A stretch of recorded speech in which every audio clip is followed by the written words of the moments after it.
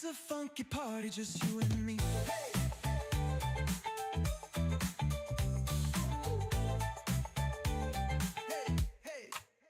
Under the stars, they share a little bite. Ooh, yeah. Captain Kira and Funky Bones feeling right. With every step, the friendship grows. A funky connection, everybody knows. Now every night, when the moon is high, ooh, yeah. Kira's in the yard, Funky Bones nearby. Ooh. They share a moment in the cool night air. A funky kind of magic only they can share. Hey. Funky Bones, don't you bones, don't you hide. Oh yeah. Kira's got the apples open wide. Coming close, just a nibble, don't be afraid. No afraid. Look at them dogs. Funky Bones, don't you hide. Oh yeah. Kira's got the apples. Funky Bones, Funky Bones. Oh yeah. It's a funky party, just you and me.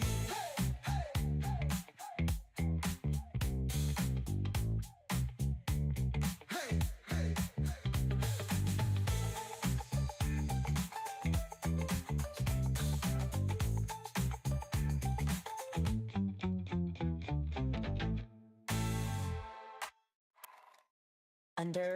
Under the stars, they share a little bite. Yeah. Captain Kira and Funky Bones feeling right. With every step, the friendship grows. A funky connection, everybody knows. Now every night, when the moon is high, Kira's in the yard, Funky Bones nearby. They share a moment in the cool night air. A funky kind of magic only they can share. Funky Bones, Funky Bones, don't you hide. Kira's got the apples open wide. Share a moment in the cool night air. A funky kind of magic only they can share.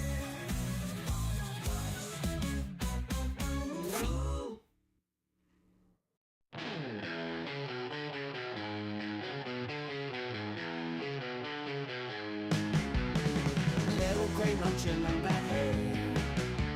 Chewing, skipping, never stays. Backyard wild, gotta play. Jumping, running every day. Grass is green under the sky. Little gray lets it all fly. Muddy paws, you don't care why. Wings of earth, they aim so high. Freedom in his furry flight. Sun and moon is only guide. No more walls, no cage inside. Little gray so wild inside. Boss and grind, he's on the move. No one's rules, he's got his groove. Nature's beat, he feels the soothe. Little gray always to prove. Under stars, under dreams. World ain't small, so it seems. Little gray's got big schemes. Life rolls on in flowing streams. Hay for breakfast, sun for noon. Stars and moonlight come so soon. Little gray under night's tune. Backyard life's a wild cartoon.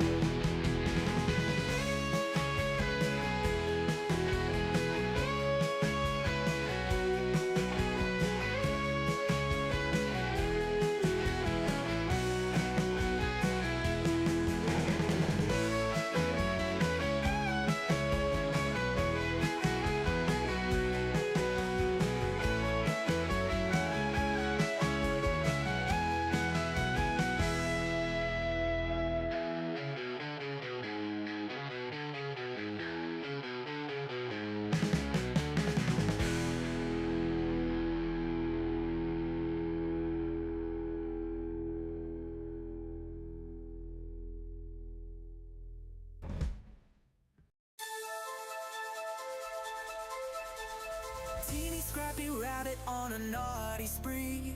Bananas from Capits in Korea, quick to flee. Teasing sisters jumping wild and free. Leapfrogging over Posh Spice, too stealthy for me. Cookie bags crumble, Teeny hears the call. Ears twitch, nose sniff, eats it all. Planters sitting, feeling 10 feet tall. Life's a grand adventure, loving it all. Tiny eyes glinting, always on the prowl. Moving through the shadows, stealthy as an owl. Captain Stash pilfered, making her scowl. Teeny's got agility, swift as a howl. Cookie bags crumble, Teeny hears a call. Ears twitch, nose sniff, eats it all. Planters sitting, feeling 10 feet tall. Life's a grand adventure, loving it all. Few tons of playgrounds, Teeny roams at night. Feasting on treasures hidden out of sight. Teasing Posh Spice, leaving her in plight. Adventures in the moonlight, bunny delight. Captain's fast, but Teeny never slow. Running through hay mangers, nimbly on tiptoe. Heartbeats wild and on the show. Teeny's grand adventure, give her a toy.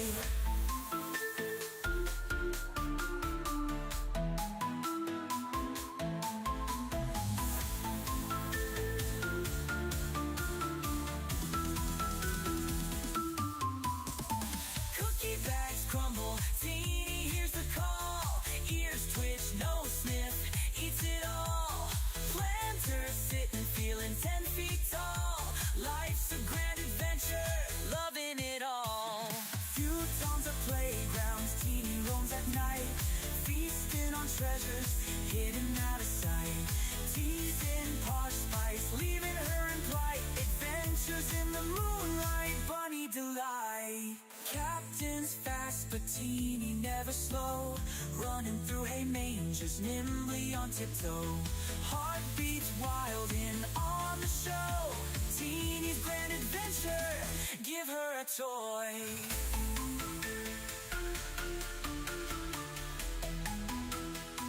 Give her a toy.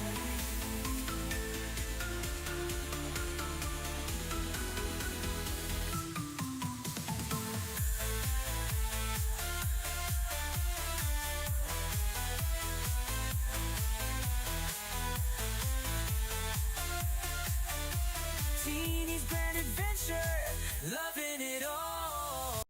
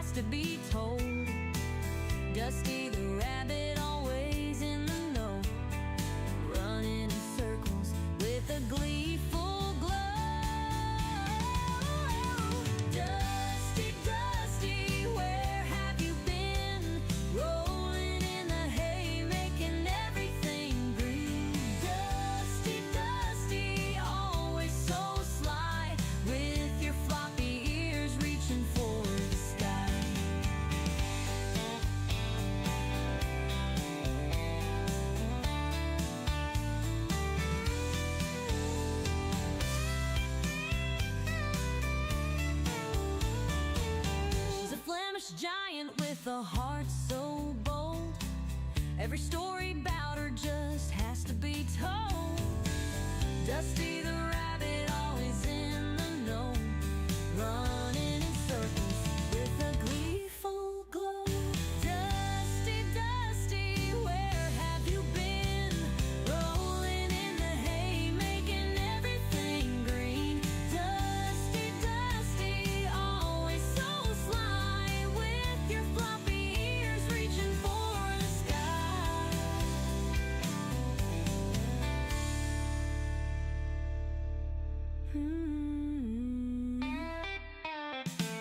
She cuddles in the sun just for a snooze, dreaming about the ways she can build a nest. Her fluffy tail wiggles when she's on the go. Naughty little Dusty, always stealing the show.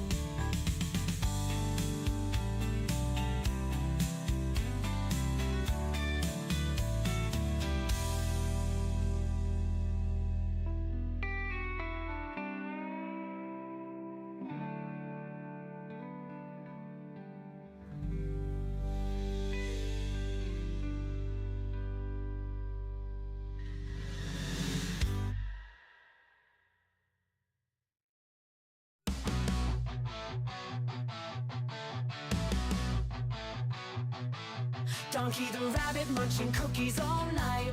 Sugar rush blazing a crazy delight. Nibbling faces in a frenzied haze. Friends confused in his cookie craze.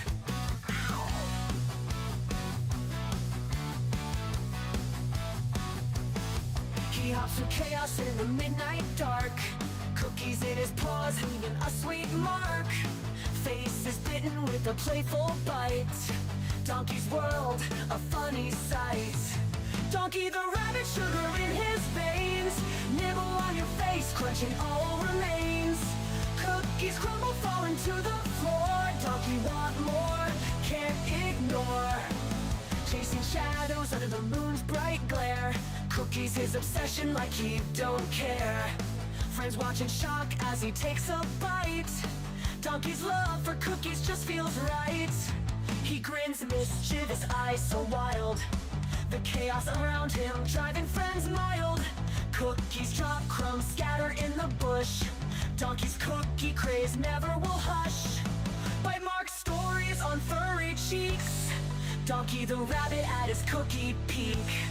Friends band together, a loving chase.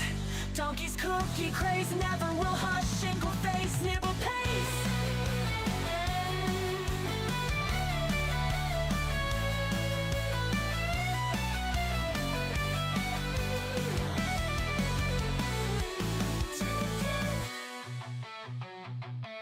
Donkey the rabbit, but sugar in his veins. Nibble on your face, nibble on your face. Cookies come, big brother falling to the floor. Donkey want more, can't ignore. Plans ignore. Donkey want more, can't ignore.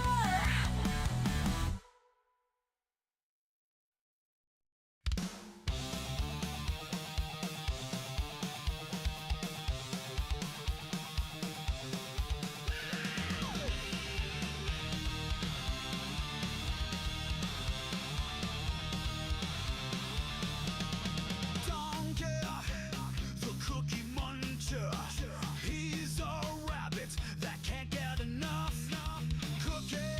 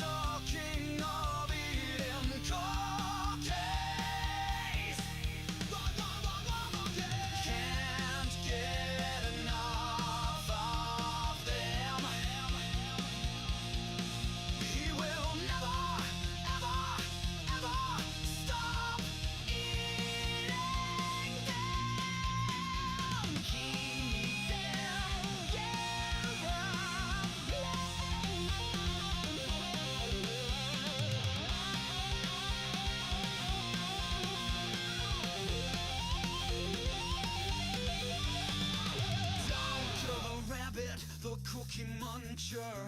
He can never get enough cookies. He never stops eating the cookie. He's a cookie cat. Donkey the rabbit, the cookie muncher. He can never get enough cookies. He never stops eating, 'cause he's a cookie cat. Donkey the rabbit, the cookie muncher. He can never get enough cookies. He never stops eating, 'cause he's a cookie cat.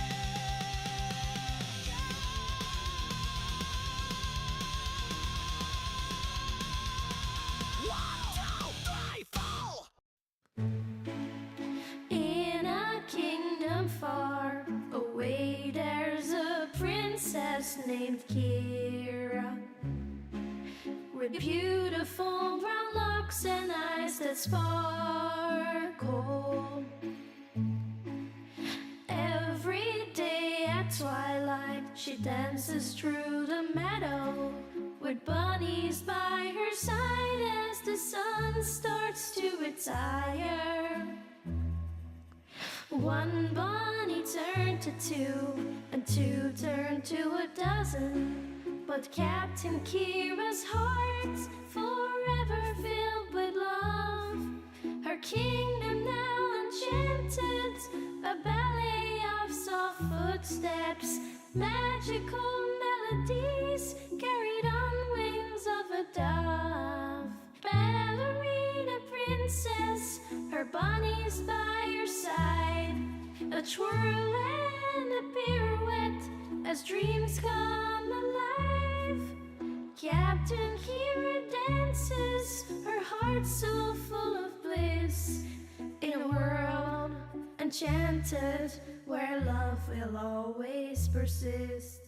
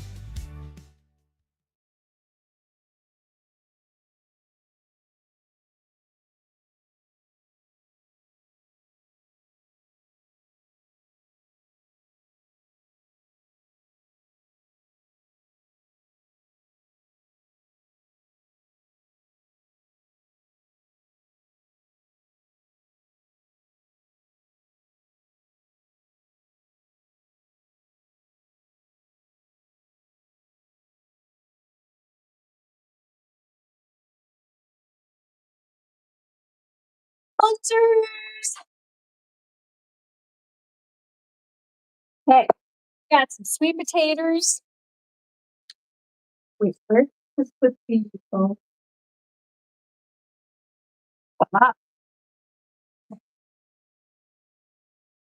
giant bun. Hi, guys. Now waiting the presence of the enchanting Captain Kira, Queen of the Bunz. I left my stereo on. I can hear my voice like blasting through the house. Oh, funky. Oh.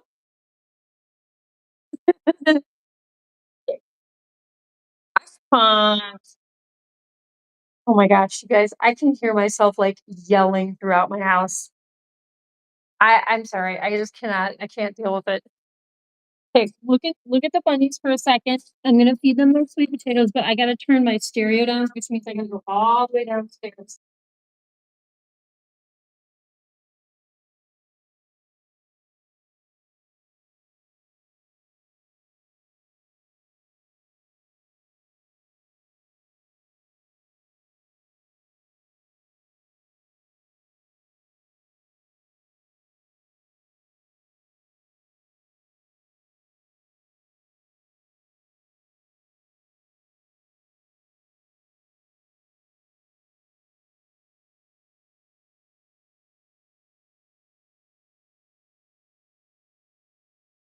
Okay, be back.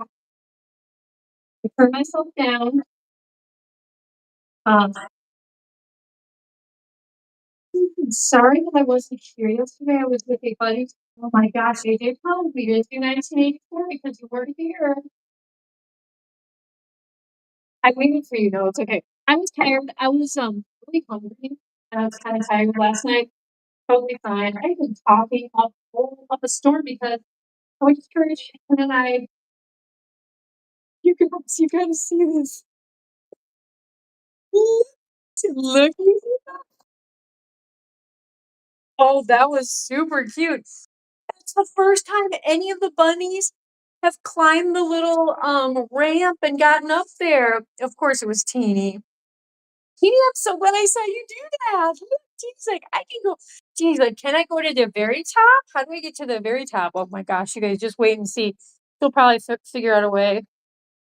He will probably figure out a way to get up there. But yeah, guys, the bunnies, I did a deep clean of the enclosure. Of course, now they're pooping it up again, but I took everything out, scrubbed the floor, swept, while the bunnies were outside playing and frolicking. So everything is super clean, and they got their greens outside because they were really hungry a little earlier. No need to worry, AJ. We all have lives outside of YouTube. Wait, what? We do? We have lives outside of YouTube? Oh my. That just reminded me of Carrie Bloodrose. Oh my. I don't know if anyone ever used to watch Curie. Um, one of Curie's mods actually. I wonder. I gotta see if Curie is streaming anymore. Um, Curie's used to do some funny stuff on Waffle Pone, and there's some interesting characters that they did. Okay, we get the sweet potatoes. I hope the sweet potatoes don't stain the floor. But you guys, the blankies are going to be back, and the bath mats are going to all be back, but they're being washed. I have a lot of laundry going on right now for the giant buns. And okay, Donkey, we're going to give you Donkey another one. And then I know the girl side gang. I know you guys can eat a lot. Let's give the girl side gang some more of these.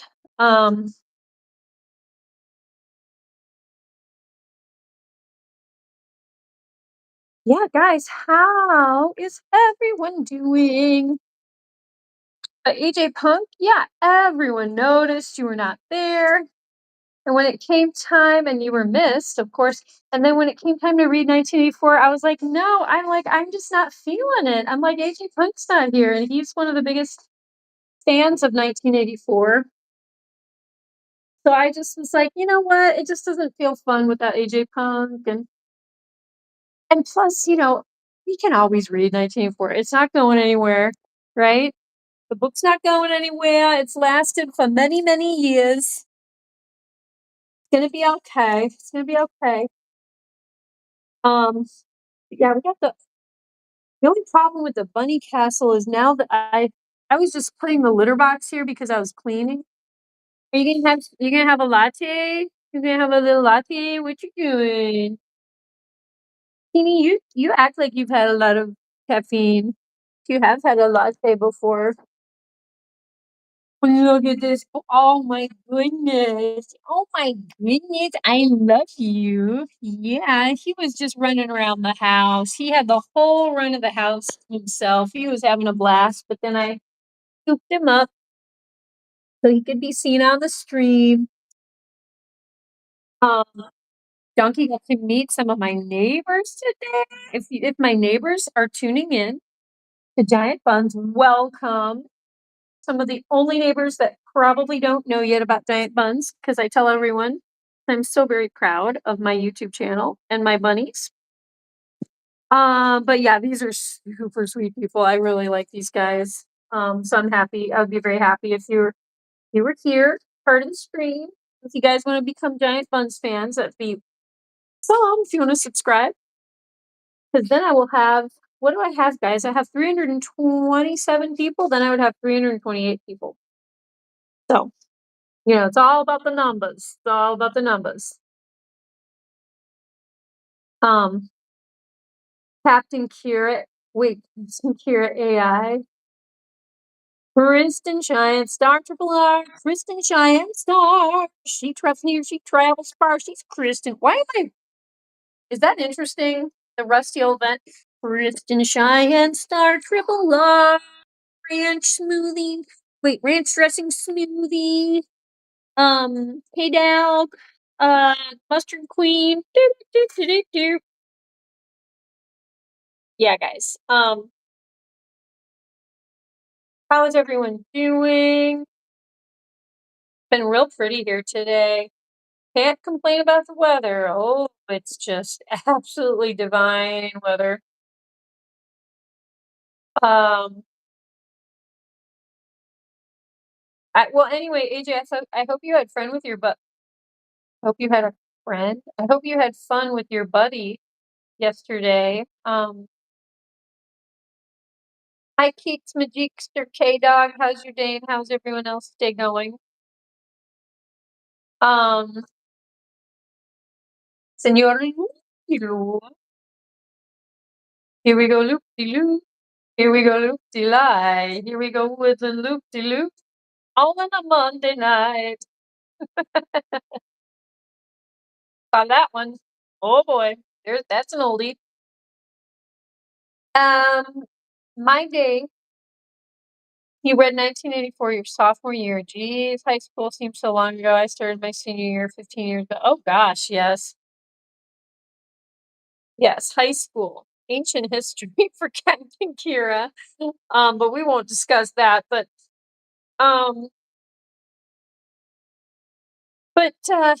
yeah.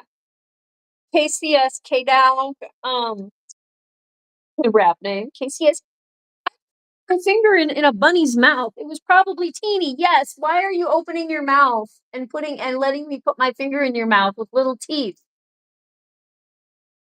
Cat. Little girl. You guys, I gotta get some more video footage. I gotta.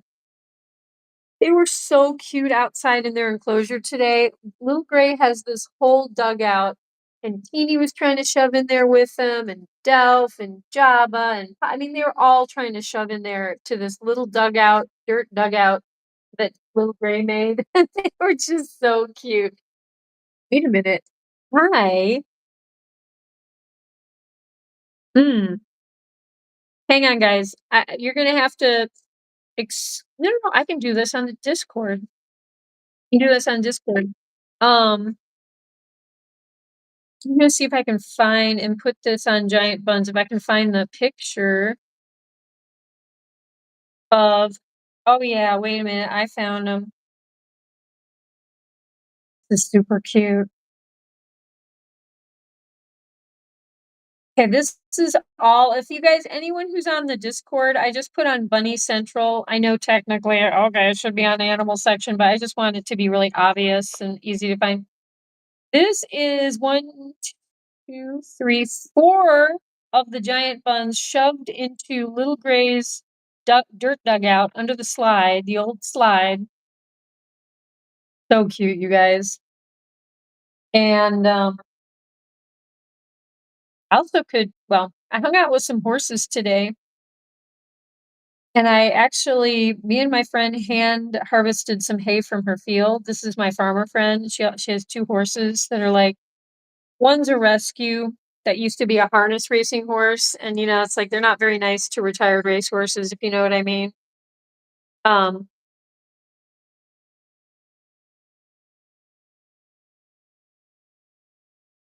So yeah, she adopted this guy, and he, racehorses, it's like they're almost like highly functioning autistic children, these racehorses, because they just know how to do one thing, and they're made to be like obsessed with that one thing, which is like harness racing in this horse's case. 1.7 million after taxes. Talking about having a cookie currency, and that just reminded me of Mr. Blackstar. Oh, are you gonna go either in the box? She's very nice in the box. Yeah, Mr. Blackstar. I haven't seen hide nor hair of him, but he is definitely kind of like a Virginia L type person that will get busy and disappear for like a month or two. Hi, Jabba. Jabba. Very interested in everything that I've got. Uh-huh. Just cute, are cute. Yes, she is. Here, let's pour. Come on. But yeah, I was at my friend's farm. She has the retired racehorse, and then she has a beautiful Lipizan horse. Ooh, that is a very special horse. But yeah, I was over there. I kind of ended up there accidentally because my car, um, the brake pad is fallen off or something happened, and the caliper is like sticking into the wheel again. It's pretty awful. But they did a temporary fix, and I ordered a bunch of auto parts. I'm getting full new brakes for my car, so yay. Always, I think I keep cycling through different car situations, like, I don't know. Captain Kier could be biking a lot, using the bicycle a lot in the next, couple days. Crystal with the K, special K. Oh, Crystal, special K. Lay, we love our Crystal with the K all day. She's Crystal special K. Yay, yay.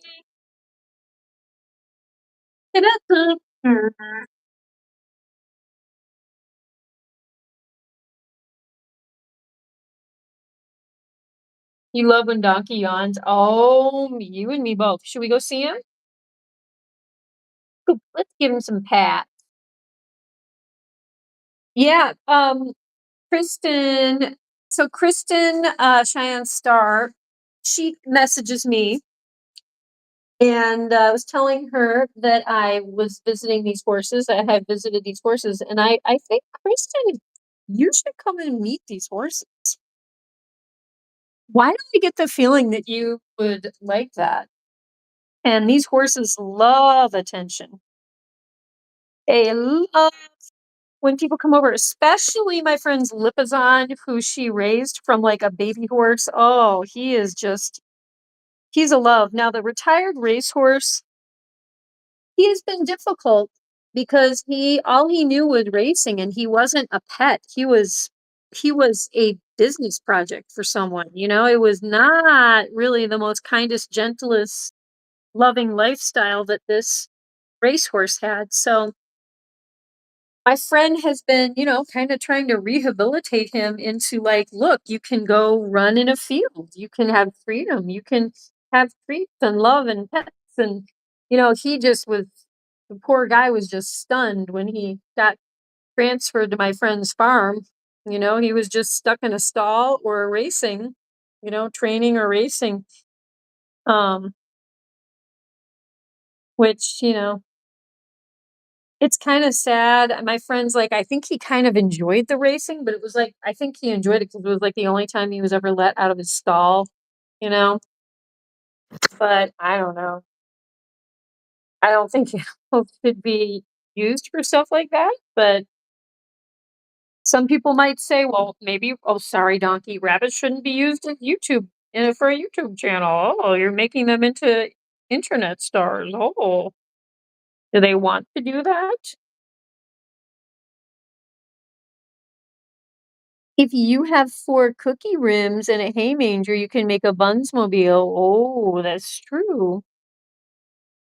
I wonder if my mechanics who are gonna be working on my car could, make a Bunzmobile, Mr. Woody Woodland Loops.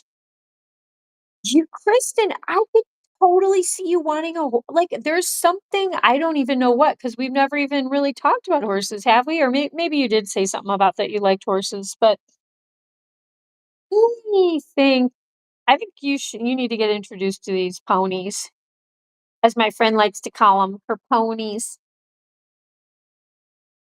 Um, may or may not be street legal. I hate this phone. Yeah,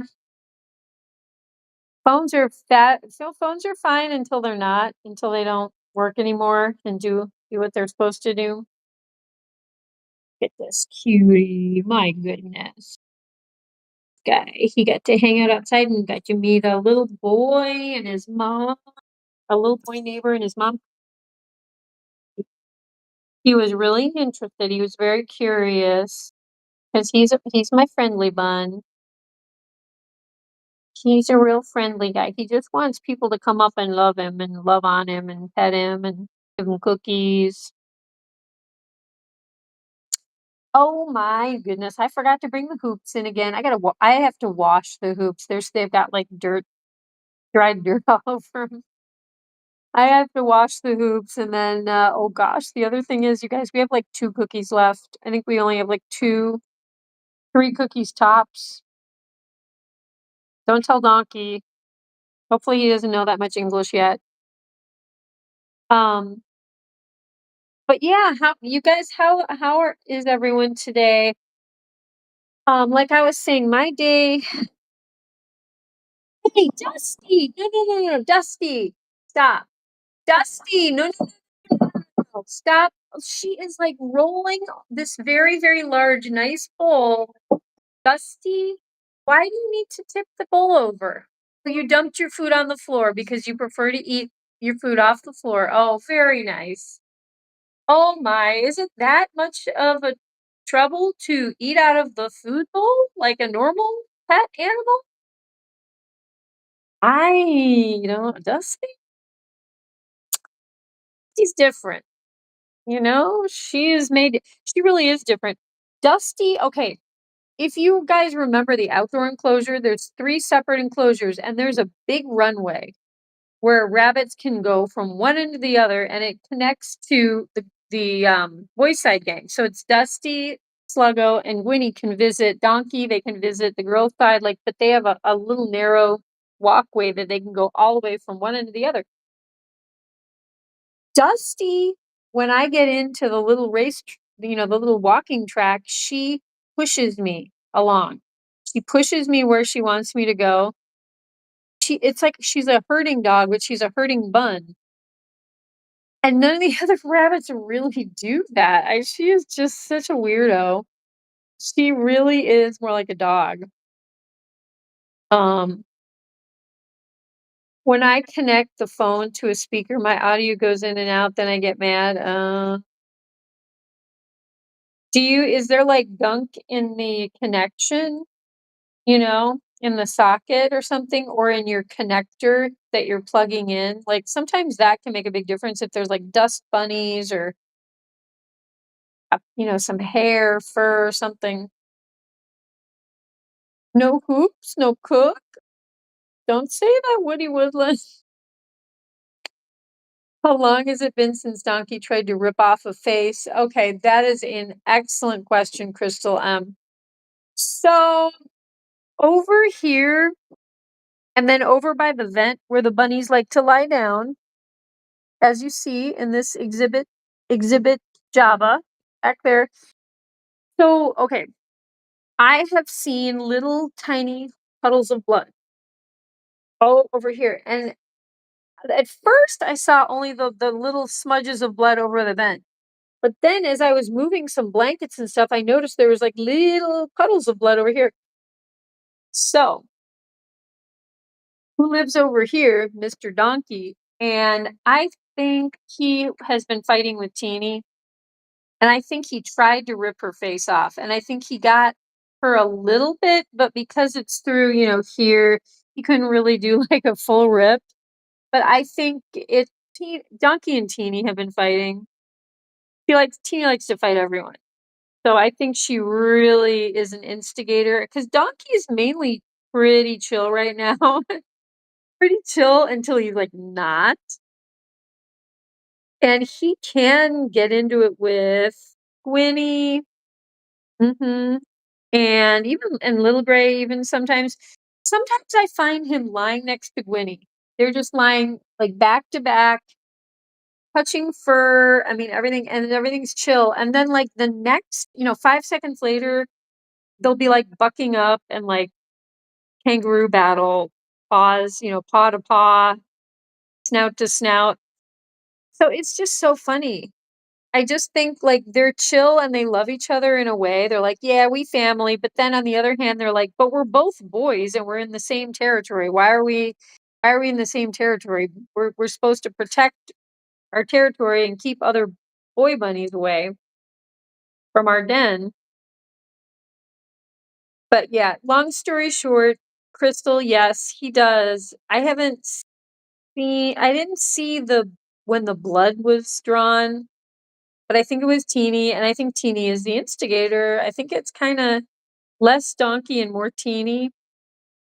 Sounds like the speaker is at fault. Yeah, if you guys have any advice to Kristen, I don't know what I'm talking about. All I know is that I've gotten junk in the connection of my phone, either water or, like, you drop it in, like, mulch or dirt and stuff gets in there. You've had, like, 10 iPhone, really? Have you?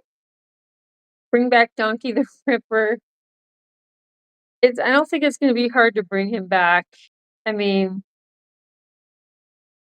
yeah, Donkey, what would you do? What would you do if you were put in, I wonder if Donkey would get along with his sisters, though, Jabba and Posh, because he doesn't really I don't think I've ever seen him try to fight either one of those guys. I mean, they're like brother and sister, and the brothers tend to get along with the sisters. It's just the brothers, brother to brother, not so much, because Donkey's brother is Little Gray, and Little Gray is the one that he really, really tore his face off.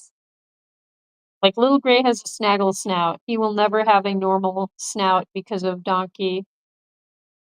And I don't think the two of them could be trusted together, but you never know. It would be so cool to be able to let them all mix and mingle. But then you got someone like Dusty over here, who the last time she broke into the Girl Side gang, she bit everyone except for her mama. She bit everyone except for Delphine. Everyone had, like, little scabs from Dusty. And I was like, that's not cool, Dusty. Like, I don't know why she had to get so violent, but she also is like a defender. She's like, "Why are you guys in here? This is my space."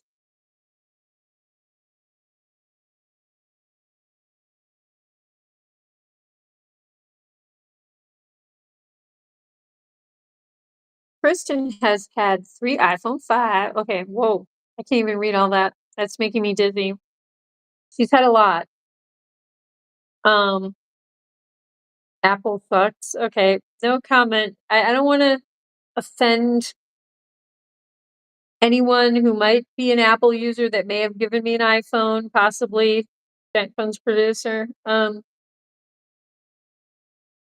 a Apple, Mac laptop.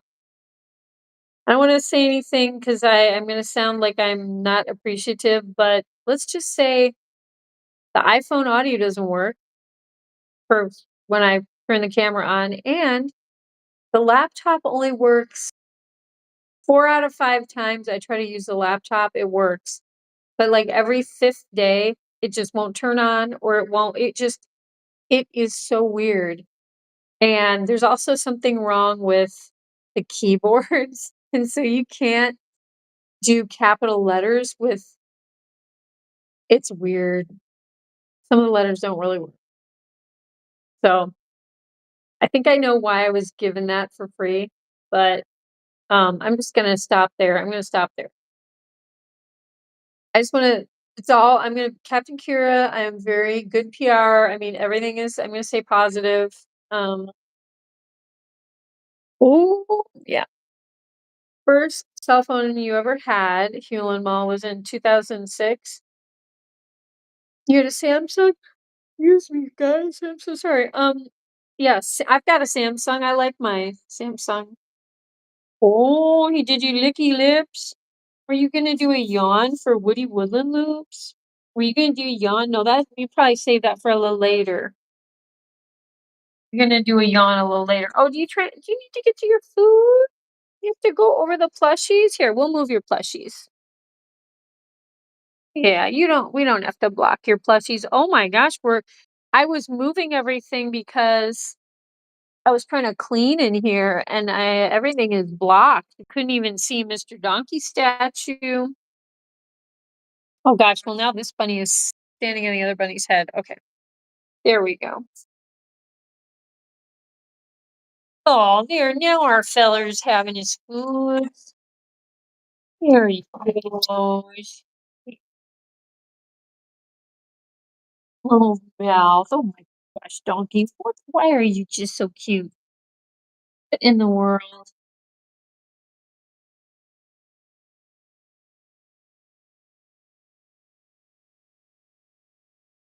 Yeah, you're pretty darn cute.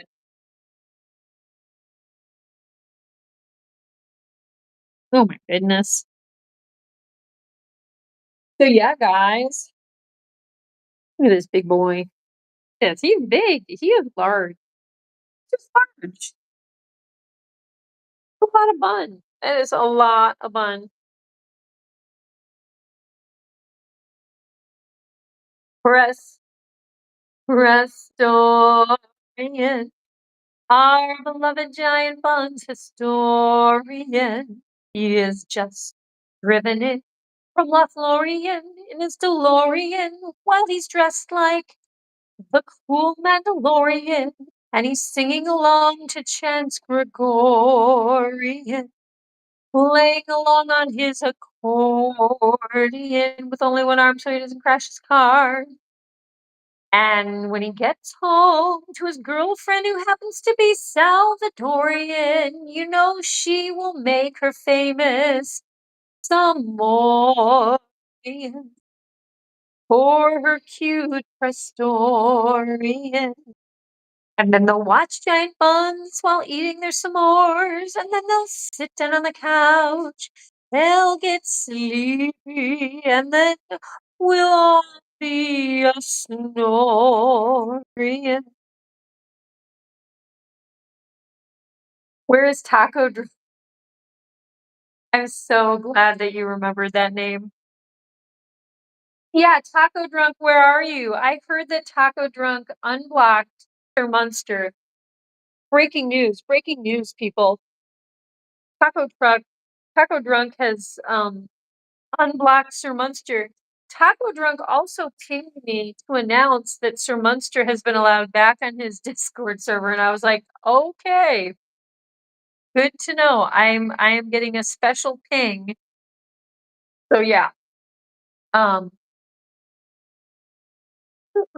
I guess I have been like the promoter for these cook-offs between Sir Munster and Taco Drunk. When is the next one, fellas? When is the next cook-off? Come on. Don't keep me waiting. That's entertainment right there. Pastorian, you just said egg rolls. Oh my gosh, I love egg rolls. That sounds amazing. Yumsville. Is Dusty going to carve a pumpkin for Halloween? Oh, Woody Woodland Loops. I bet she would love to eat the face off of a pumpkin. I bet she would just. They would be so cute with their own pumpkins. Oh my gosh, why did I not think of that before? Well, we gave Donkey a little pumpkin. I think we just did like a photo sesh with Donkey and a pumpkin last Halloween time. But that's a great question. I think she is definitely going to be carving her own pumpkin. You know what? Let's go see these guys. I'm having a hard time moving because of the Giant Bunz room deep clean, which I did yesterday. And then guess what? I had to move everything and scrub the floors again today. So there was another Giant Bunz deep clean, but I did litter boxes yesterday. Today I'm doing all the mats and blankies, tons of laundry, and then taking the Bunz inside and outside, and then the ballet class. And oh my gosh, you guys, my body is just, um, I think it's gonna pay off. I'm getting really a lot stronger because I kind of turned into soup over the summer. I'm getting a lot stronger, but I still need to increase my cardio. It was hard to move this summer. Did anyone else have that problem? It was just so darn hot. And the humidity was a billion percent. It was like gross. And I know a lot of people with outdoor animals had fungal infections happen that had not really been a problem before. Most of the time their animals wouldn't get something like that. And I saw some of my wild raccoonies had fungal, like, bad infections in their paws, and I had to, like, put salve. These are wild raccoons, but, like, some of them are tame enough that I put, like, salve on their paws. I was trying to help them because it was just so gross this summer. So, yeah, Captain Kira is trying to get back into shape. I'm getting stronger, but I still have a ways to go, and I need to find enough energy to bring back running into my routine. It's just been hard to do all the bunny stuff, and then oh my gosh, Krispy Kreme, are you in the chat? I think I may need to unload a semi truck tomorrow morning. I don't know how my body's gonna do that. Is Krispy Kreme here? I gotta check my email and I gotta see when this truck is delivering all this stuff. But yeah, I think Dusty carving a pumpkin. Dusty, do you want to carve a pumpkin? You can. I mean, you look. You already have. You like to bite into these. I think you could definitely handle a pumpkin. Good girl, Dusty. Dusty, oh, gosh, you guys, she's so strong. I was trying to put her down to put her outside in the enclosure today, and she whipped her head back and she like throat punched me with the back of her head. Oh my gosh. Well, maybe it was like the front of her head. I don't even know, but it was her head. I almost got the wind knocked out of me. That hurt. You guys, bunnies can be fierce. And you got Sluggo, who's a koala and is as gentle as I don't know, gentle as a kitten, gentle as, I mean, he is just, well, gentle as a koala bear. Are koalas gentle? Didn't I hear that koalas can be kind of mean sometimes? I mean, they're probably just being defensive, but look who's in the bunny castle. Oh, are we getting spider webs in there, Gwen? Look at this cutie. You like it in there, Gwynnie? Is that nice? Yeah. Aw, we have Jack and Cat to thank for gifting you the bunny castle, and they really do use them. They like these. I mean, this is the perfect rabbit hole for them to do Heidi in and chill and take little naps. Today, Sluggo and Gwynnie were hiding in there because they did not want to be taken outside. They were both in there. They were. Had to move the bunny castle to find you. Yes, I did. Look at this koala. Mr. Koala, look at that koala now.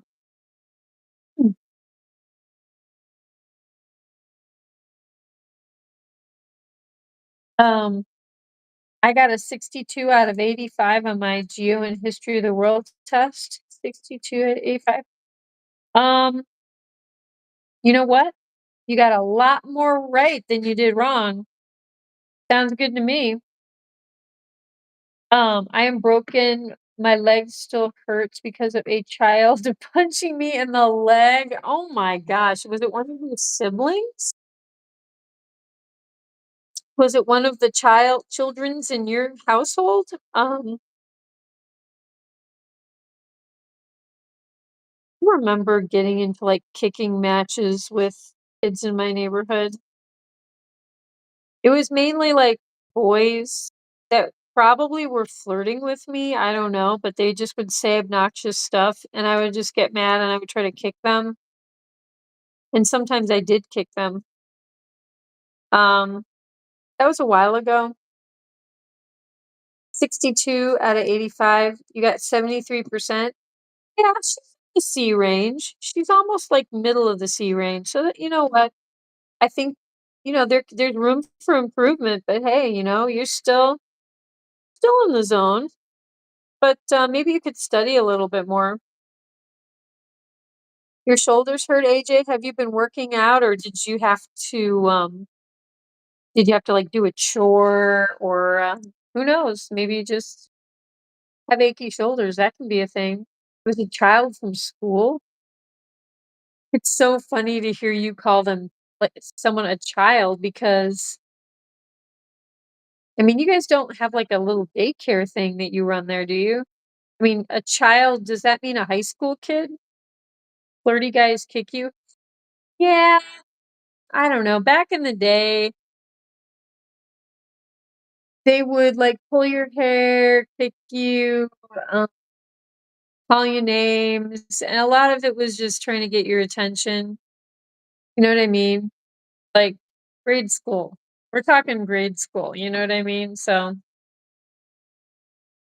sometimes sometimes grade school boys are not the best communicators. There was a lot of kicking and yelling stuff.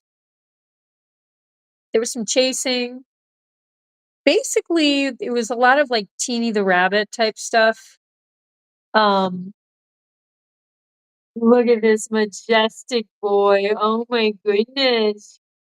What is this beautiful statue of a rabbit? Oh my gosh. Look at you. The Honorable King Dong in session. Yes, does anyone have questions for King Dong? Yes, he's listening with one ear. He has one ear turned towards the chat. What you doing, Donker? Oh my gosh, he's just too cute. I should probably go over and see the girls' side. He is 15. Oh, he's a 15-year-old child. He's the same age as you. That's so funny to hear you say it's a child at school. Oh, these children at school, these little children. Oh, Kristen Cheyenne starts to deal with these little kids, these little tiny 15-year-old boys that just annoying. So wait, but that's kind of bad though. So a 15-year-old kicked you in the leg? A 15-year-old boy can do some damage, Kristen. Like that's not cool. Break your leg. I broke like one of the very few things that Captain Kira has ever broken that I'm aware of, at least, was when I broke my tibia falling off of the stage. That hurt. Oh wait, no, no, no, no. I didn't break it that time. I hurt my bone lining. But the year before, okay, I've told this story before. I went in. I had to see a chiropractor when I fell off the stage in a show because the theater, like, they had a chiropractor they were friends with. This guy was like a donor, I think, to the theater. So they let me go to him for free. He x-rayed my leg and he was like, well, it's not broken actually. He's like, uh, you severely damaged your bone lining, whatever that thing's called.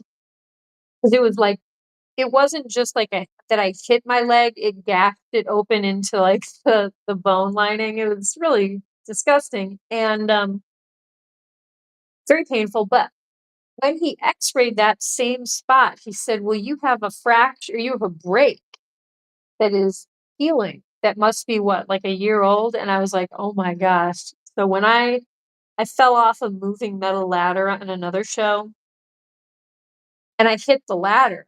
I hit this metal ladder, like one of the rungs on this moving metal ladder. I was like on the top of it dancing, and then they started pushing it and they jerked it. And so I went flying down this metal ladder, and that apparently broke my leg. And I danced through the entire show, broken leg.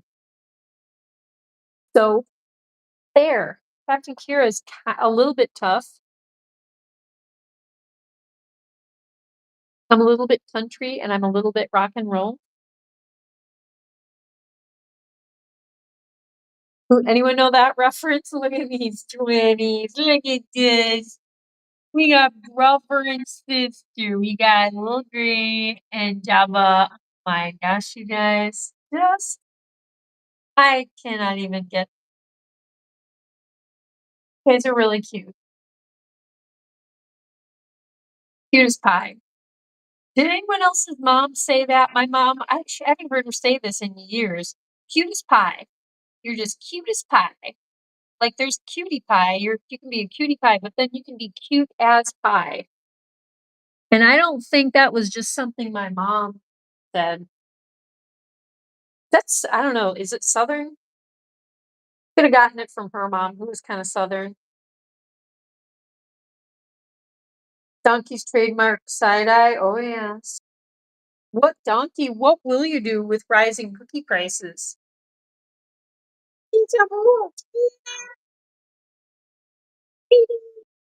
He's thinking about it. Daniel, he is thinking about it. Yeah, the price of rabbit cookies is going up along with everything else in the grocery stores. You guys, organic, free range, like, whatever they call it, field, chickens that are not being fed grains and stuff, they're actually just foraging. $10 a dozen in what is normally a discount grocery store chain. $10, dozen eggs. If you want the ultra fancy organic free range, they're not grain fed at all. They're just outside eating stuff. That was a bit that was a little surprising to me. I think I saw that today. I just saw that today and I was like, dang, the price of food is going up. And I know people were joking about the price of eggs, but I was shocked at how true it was. Well, when I walk on my leg, I have pain when I walk. Yeah. Well, and the thing about it is, your legs are such a weight-bearing thing. There's no way to not put weight on it, right? Unless you're going to go in a wheelchair or something. And I mean, you could use crutches, but those are kind of awful in their own right. But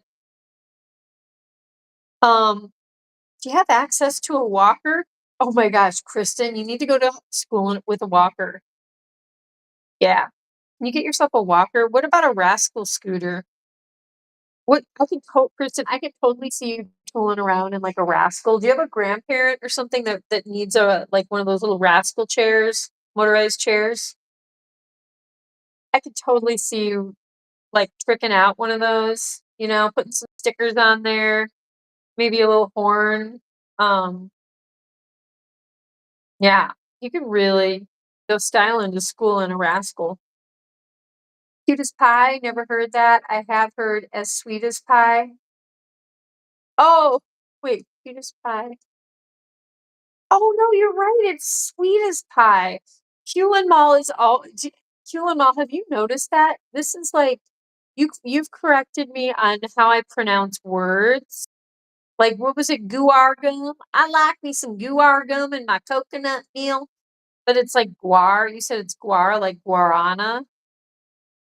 It must come from like guarana or something. But yeah, I was like guar gum and like something else. I can't remember. But yeah, Hulan Mall knows stuff. Captain Kira don't know stuff. I'm tired and I need to eat. Because cute as pie. Sweet as pie. Cute as pie. I mean, pies are cute, but more than that, pies are sweet. That makes a lot more sense. Because I'm like, wait, cutie pie? Cute as like my brain is just like riffing. Um guys, let's do 1984 before Captain Kira falls asleep. I want to do some of 1984. I hope everyone wants to do that. We got 9 people. Okay. Cool. Let's do this. Oh, Lil Gray, he's having his sunflower seeds off his fancy dessert tray. I love that. I can set this up for here for a second. Yeah. Oops.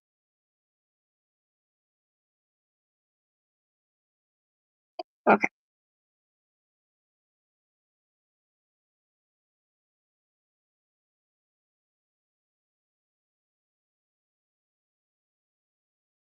Do that while I get. Don't mind me. Mind me. Everything's fine. Um. So 1984. I think I'm going to have to load it again because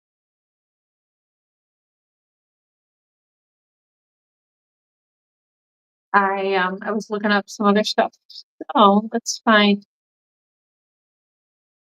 1984. Novel by George Orwell.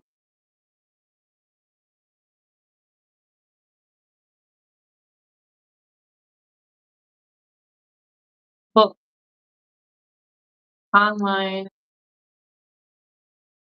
Oops.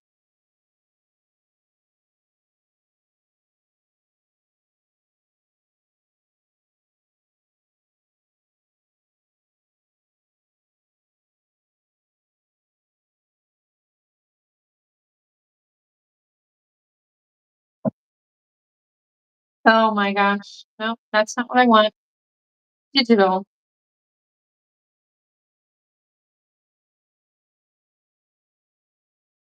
All right. Borrow. Yeah, I'll borrow it. Welcome. Oh boy. Seriously? Okay. So maybe I should just find the other one. Yep, I think we're just gonna find the other one. I don't have time to log into my local library. I appreciate that my library has that option. Wait a minute.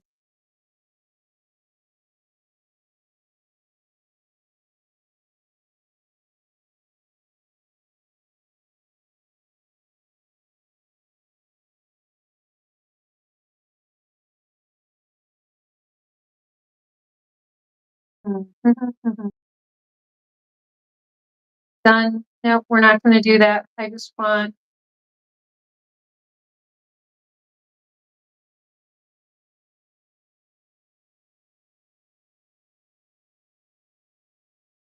Okay. I think this is where I got it.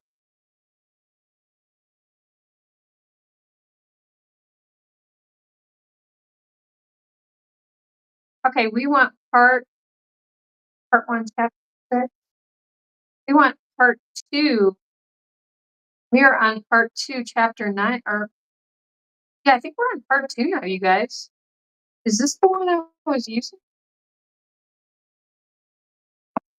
Let's see here. Okay. Part 1.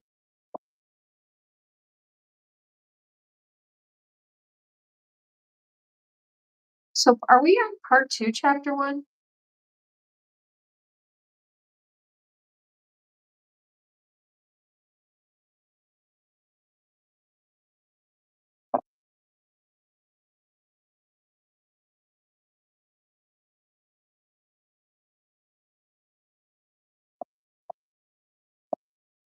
Oh no, this has ads all over the place. Oh, how annoying.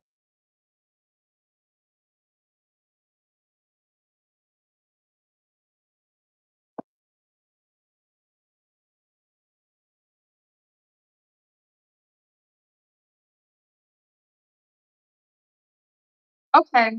I think this is where we are, guys. Part 2. It was the middle of the morning and Winston had left the cubicle. Wait, maybe I want to go this way.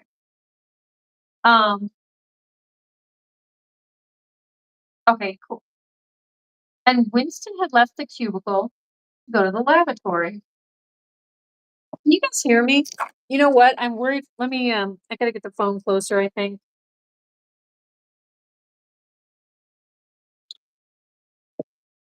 It was the middle of the morning and Winston had left the cubicle to go to the lavatory. A solitary figure was coming towards him from the other end of the long, brightly lit corridor. It was the girl with the dark hair. 4 days had gone past since the evening when he had run into her outside the junk shop. As she came nearer, he saw that her right arm was in a sling, not noticeable at a distance because it was of the same color as her overalls. Probably she had crushed her hand while swinging round one of the big kaleidoscopes on which the plots of novels were roughed in. It was a common accident in the fiction department. They were perhaps 4 meters apart when the girl stumbled and fell, almost flat on her face. A sharp cry of pain was wrung out of her. He must have fallen right on the injured arm. Winston stopped short. The girl had risen to her knees.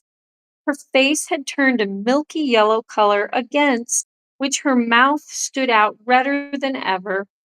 Her eyes were fixed on his with an appealing expression that looked more like fear than pain. A curious emotion stirred in Winston's heart. In front of him was an enemy who was trying to kill him. In front of him also was a human creature in pain and perhaps with a broken bone. Already he had instinctively started forward to help her. In the moment when he had seen her fall on the bandaged arm, it had been as though he felt the pain in his own body. "You're hurt?" he said. "It's nothing, my arm. It'll be all right in a second." She spoke as though her heart were fluttering. She had certainly turned very pale. "You haven't broken anything?" "No, I'm all right. It hurt for a moment, that's all."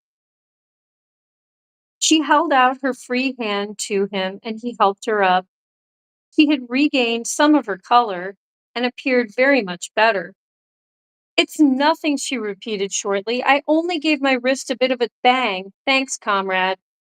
And with that, she walked on in the direction in which she had been going, as briskly as though it had really been nothing. The whole incident could not have taken as much as half a minute. Not to let one's feelings appear in one's face was a habit that had acquired status.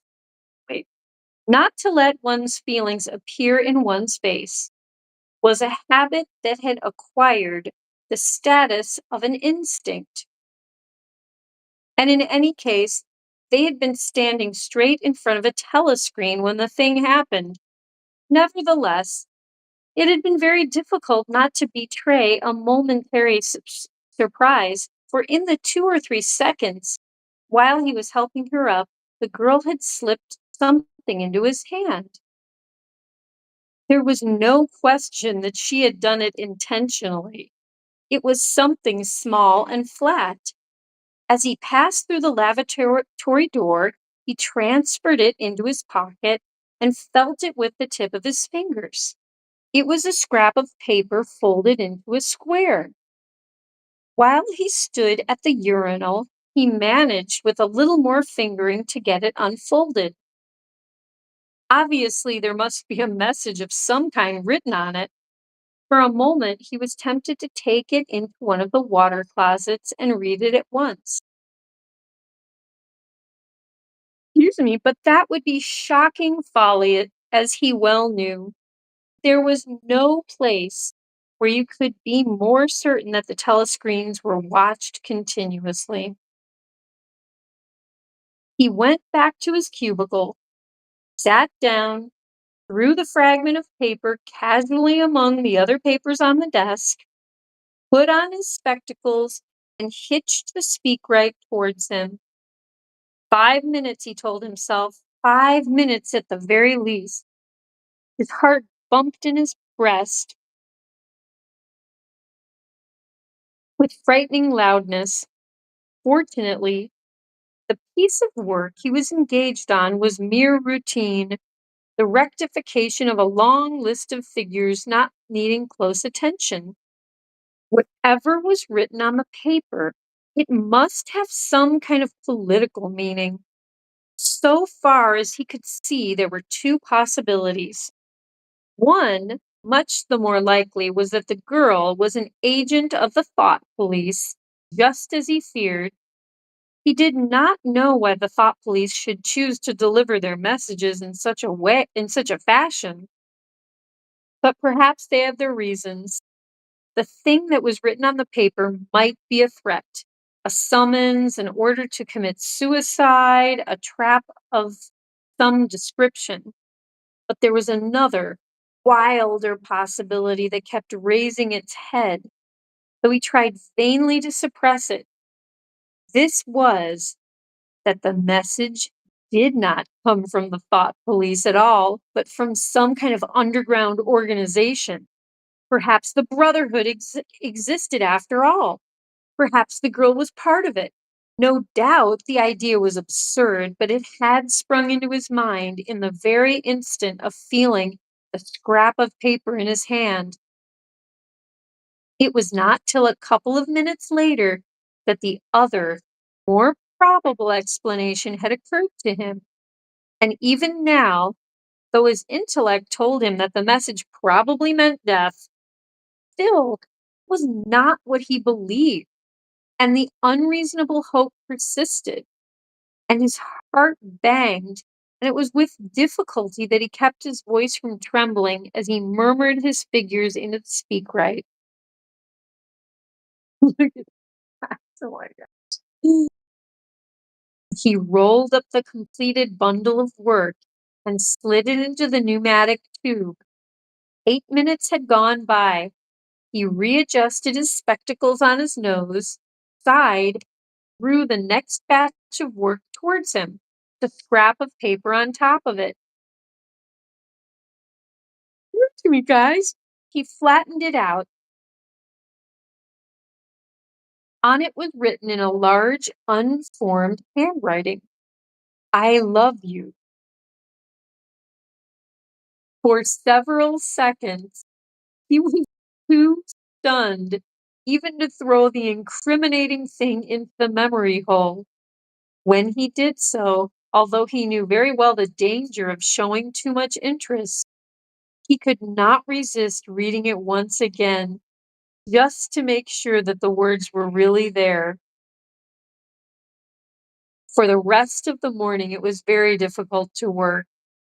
What was even worse was than having to focus his mind on a series of niggling jobs was the need to conceal his agitation from the telescreen.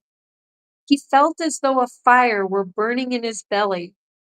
Lunch in the hot, crowded, noise-filled canteen was torment. He had hoped to be alone for a little while during the lunch hour, but as bad luck would have it, the imbecile Parsons flopped down beside him, the tang of his sweat almost defeating the tinny smell of stew, and kept up a stream of talk about the preparations for Hate Week. He was particularly enthusiastic about a papier-mâché model of Big Brother's head, 2 meters wide, which was being made for the occasion by his daughter's troop of spies. The irritating thing was that in the racket of voices, Winston could hardly hear what Parsons was saying, and was constantly having to ask for some fatuous remark to be repeated. Just once, he caught a glimpse of the girl at a table with 2 other girls at the far end of the room. He appeared not to have seen him, and he did not look in that direction again. The afternoon was more bearable. Immediately after lunch, there arrived a delicate, difficult piece of work which would take several hours and necessitated putting everything else aside. It consisted in falsifying a series of production reports of 2 years ago in such a way as to cast discredit on a prominent member of the inner party, who was now under a cloud. This was the kind of thing that Winston was good at, And for more than 2 hours, he succeeded in shutting the girl out of his mind altogether. Then the memory of her face came back, and with it a raging, intolerable desire to be alone. Until he could be alone, it was impossible to think this new development out. Tonight was one of his nights at the community center. He wolfed another tasteless meal in the canteen, hurried off to the center, took part in the solemn foolery of a discussion group, played 2 games of table tennis, swallowed several glasses of gin, and sat for an hour through a lecture entitled Ingsoc in Relation to Chess. His soul, his soul writhed with boredom, but for once he had no impulse to shirk his evening at the center. Sight of the words, "I love you," the desire to stay alive had welled up in him, and the taking of minor risks suddenly seemed stupid. It was not till 23 hours, when he was home and in bed, in the darkness, where you were safe even from the telescreen so long as you kept silent, that he was able to think continuously. It was a physical problem that had to be solved. How to get in touch with the girl and arrange a meeting. He didn't consider any longer the possibility that she might be laying some kind of trap for him. He knew that it was not so because of her unmistakable agitation when she handed him the note. Obviously, she had been frightened out of her wits, as well she might be, nor did the idea of refusing her advances even cross his mind. Only 5 nights ago, he contemplated smashing her skull in with a cobblestone, but that was of no importance. He thought of her naked, youthful body as he had seen it in his dream. He had imagined her a fool like the rest of them, her head stuffed with lies and hatred, her belly full of ice. A kind of fever seized him. The thought that he might lose her, the white, youthful body might slip away from him. What he feared more than anything, um, what he feared more than anything else was that she would simply change her mind if he did not get in touch with her quickly. But the physical difficulty of meeting was enormous. It was like trying to make a move at chess when you were already mated. Whichever way you turned, the telescreen faced you. Actually, all the possible ways of communicating with her had occurred to him within 5 minutes of reading the note. But now, with time to think, he went over them one by one as though laying out a row of instruments on a table. Obviously, the kind of encounter that had happened this morning could not be repeated. If she had worked in the records department, it might have been comparatively simple. But he had only a very dim idea whereabouts in the building the fiction department lay, and he had no pretext for going there. If he had known where she lived and at what time she left work, he could have contrived to meet her somewhere on her way home, but to try to follow her home was not safe because it would mean loitering about outside the ministry, which was bound to be noticed. When I say ministry, I always think Ministry of Magic. As for sending a letter through the mails was out of the question. By a routine that was not even secret, all letters were opened in transit. Actually, few people ever wrote letters. For the messages that it was occasionally necessary to send, there were printed postcards with long lists of phrases, and you struck out the ones that were inapplicable. In any case, he did not know the girl's name, let alone her address. Finally, he decided that the safest place was the canteen. If he could get her at a table by herself, somewhere in the middle of the room, not too near the telescreens and with a sufficient buzz of conversation all around, if these conditions endured for, say, 30 seconds, it might be possible to exchange a few words. For a week after this, life was like a restless dream. On the next day, he did not appear in the canteen until he was leaving it, the whistle having already blown. Presumably, she had been changed onto a later shift. They passed each other without a glance. On the day after that, she was in the canteen at the usual time, but with three other girls and immediately under a telescreen. Then, for 3 dreadful days, he did not appear at all. His whole mind and body seemed to be afflicted with an unbearable sensitivity, a sort of transparency which made every movement, every sound, every contact, every word that he had to speak or listen to an agony. Even in sleep, he could not altogether escape from her image. He did not touch the diary during those days. If there was any relief, it was in his work, in which he could sometimes forget himself for 10 minutes at a stretch. He had absolutely no clue as to what had happened to her. There was no inquiry he could make. She might have been vaporized, she might have committed suicide, she might have been transferred to the other end of Oceania. Worst and likeliest of all, she might simply have changed her mind and decided to avoid him. The next day, she reappeared. Her arm was out of the sling and she had a band of sticking plaster round her wrist.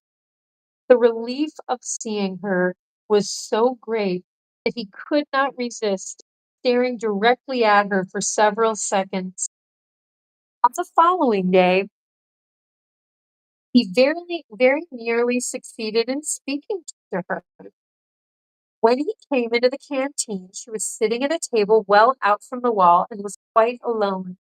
It was early, and the place was not very full. The queue edged forward till Winston was almost at the counter, then was held up for 2 minutes because someone in front was complaining that he had not received his tablet of saccharin. But the girl was still alone when Winston secured his tray and began to make for her table. He walked casually towards her, his eyes searching for a place at some table beyond her. She was perhaps 3 meters away from him. Another 2 seconds would do it. Then a voice behind him called, "Smith!" He pretended not to hear. Then a voice, oh wait, he pretended not to hear. "Smith!" repeated the voice more loudly. It was no use. He turned round. Blonde-headed, silly-faced young man named Wilshire, whom he barely knew, was inviting him with a smile to a vacant place at a table. It was not safe to refuse. After having been recognized, he could not go and sit at a table with an unattended girl. It was too noticeable. He sat down with a friendly smile. The silly blonde face beamed into his. Winston had a hallucination of himself smashing a pickaxe right into the middle of it. The girl's table filled up a few minutes later, but she must have seen him coming towards her, and perhaps she would take the hint. Next day he took care to arrive early. Early enough, she was at a table in about the same place and again alone. Person immediately ahead of him in the queue was a small, swiftly moving, beetle-like man with a flat face and tiny, suspicious eyes. As Winston turned away from the counter with his tray, he saw that the little man was making straight for the girl's table. His hopes sank again. There was a vacant place at a table further away. Something in the little man's appearance suggested that he would be sufficiently attentive to his own comfort to choose the emptiest table. With ice at his heart, Winston followed. It was no use unless he could unless he could get the girl alone. This moment there was a tremendous crash. The little man was sprawling on all fours. His tray had gone flying. Two streams of soup and coffee were flowing across the floor. Started to his feet and with a malignant glance at Winston, whom he evidently suspected of having tripped him up. But it was all right. 5 seconds later, with a thundering heart, Winston was sitting at the girl's table. He did not look at her. He unpacked his tray and promptly began eating. It was all important to speak at once, uh, before anyone else came, but now a terrible fear had taken possession of him. A week had gone by since she had first approached him. She would have changed her mind. She must have changed her mind. It was impossible that this affair should end successfully. Such things did not happen in real life. He might have flinched altogether from speaking if at this moment he had not seen Ampleforth, the hairy-eared poet, wandering limply round the room with a tray, looking for a place to sit down. In his vague way, Ampleforth was attached to Winston, and would certainly sit down at his table if he caught sight of him. There was perhaps a minute in which to act. Both Winston and the girl were eating steadily. The stuff they were eating was a thin stew, a soup of haricot beans. In a low murmur, Winston began speaking. Neither of them looked up. Steadily they spooned the watery stuff into their mouths, and between spoonfuls exchanged the few necessary words in low, expressionless voices. "What time do you leave work?" 18:30. "Where can we meet?" "Victory Square, near the monument. It's full of telescreens. It doesn't matter if there's a crowd." "Any signal?" "No. Don't come up to me until you see me among a lot of people, and don't look at me. Just keep somewhere near me." "What time?" 19 hours. "All right." Templeforth failed to see Winston and sat down at another table. They did not speak again, and so far as it was possible for two people sitting on opposite sides of the same table, they did not look at one another. The girl finished her lunch quickly and made off while Winston stayed to smoke a cigarette. Winston was in Victory Square before the appointed time. He wandered round the base of the enormous fluted column, top of which Big Brother's statue gazed southward toward the skies, where he had vanquished the Eurasian aeroplanes, the East Asian aeroplanes it had been a few years ago, in the Battle of Airstrip 1. In the street in front of it, there was a statue of a man on horseback, which was supposed to represent Oliver Cromwell. At 5 minutes past the hour, the girl still had not appeared. Again, the terrible fear seized upon Winston. She was not coming. She had changed her mind. He walked. He walked he walked slowly up to the north side of the square and got a sort of pale-colored pleasure from identifying St. Martin's Church, whose bells, when it had bells, had chimed, "You owe me 3 farthings." When he saw the girl standing at the base of the monument, reading or pretending to read a poster which ran spirally up the column, it was not safe to go near her until some more people had accumulated. There were telescreens all round the pediment, but at this moment there was a din of shouting and a zoom of heavy vehicles from somewhere to the left. Suddenly, everyone seemed to be running across the square. The girl nipped nimbly round the lions at the base of the monument and joined in the rush. Winston followed. As he ran, he gathered from some shouted remarks that a convoy of Eurasian prisoners was passing. Already a dense mass of people was blocking the south side of the square. Winston, at normal times, the kind of person who gravitates to the outer edge of any kind of scrimmage, shoved, butted, squirmed his way forward into the heart of the crowd. Soon he was within an arm's length of the girl, but the way was blocked by an enormous prole and an almost equally enormous woman, presumably his wife, who seemed to form an impenetrable wall of flesh. Winston wriggled himself sideways and with a violent lunge managed to drive his shoulder between them. For a moment, it felt as though his entrails were being ground to pulp between the two muscular hips. Then he had broken through, sweating a little. He was next to the girl. They were shoulder to shoulder, both staring fixedly in front of them.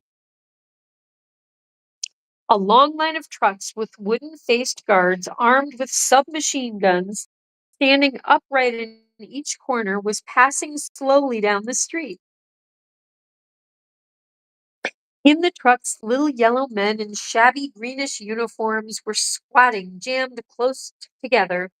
Their sad Mongolian faces gazed out over the sides of the truck, utterly incurious. Occasionally, when a truck jolted, there was a clank clank of metal. All the prisoners were wearing leg irons. Truckload after truckload of the sad faces passed. Winston knew they were there, but he only saw them intermittently. Girl's shoulder and her arm, right down to the elbow, were pressed against his. Her cheek was almost near enough for him to feel its warmth. She had immediately taken charge of the situation, just as she had done in the canteen. She began speaking in the same expressionless voice as before, with lips barely moving, a mere murmur easily drowned by the din of voices and the rumbling of the trucks. Can you hear me? Yes. Can you get Sunday afternoon off? Yes. Then listen carefully. You'll have to remember this. Go to Paddington Station. With a sort of military precision that astonished him, she outlined the route that he was to follow.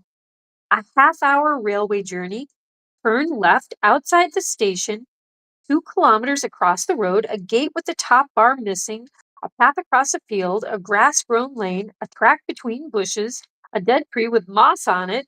It was as though she had a map inside her head. Can you remember all that? She murmured finally. Yes. You turn left and right, then left again, and the gate's got no top bar. Yes. What time? About 15. You may have to wait. I'll get there by another way. Are you sure you remember everything? Yes. Then get away from me as quick as you can. She need not have told him that, but for the moment they could not extricate themselves from the crowd. The trucks were still filing past. The people were insatiably gaping. At the start, there had been a few boos and hisses, but it came only from the party members among the crowd and had soon stopped. The prevailing emotion was simply the prevailing emotion was simply curiosity.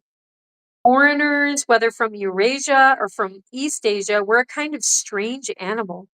One literally never saw them except in the guise of prisoners, and even as prisoners, one never got more than a momentary glimpse of them. Nor did one know what became of them. Apart from the few who were hanged as war criminals, the others simply vanished, presumably into forced labor camps. Okay, guys, I think I'm going to stop there. Okay, forced labor camps, labor camps. I got to remember that. All right. There we are. But yeah, guys. Ooh, 9:20. I think that's good. I think that's good. We kind of got a lot. These two finally got to talk and meet up. Let me get to chat. Nope, I don't want a software update. I want no updates. No updates, pretty please. Wood pigeon nest live stream. Okay, that sounds cute. Oops, dear. Okay. You done reading? Oh, Drippy. Drippy, I saw you in the chat last night. Um,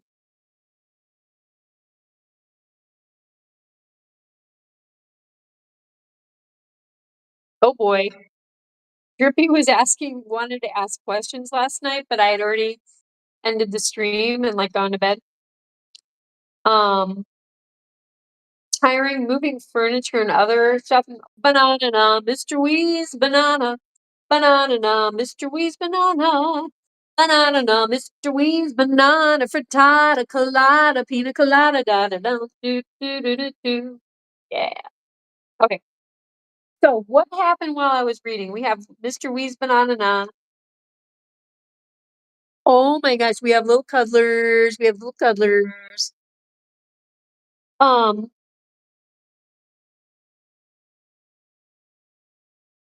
Kristen Cheyenne starts. Day has been good and bad at the same time. Okay, so Drippy shows up. He's got questions. Remember those bunnies? Okay, I found out more about them. Yeah, that's right. Okay, now I remember you, Drippy.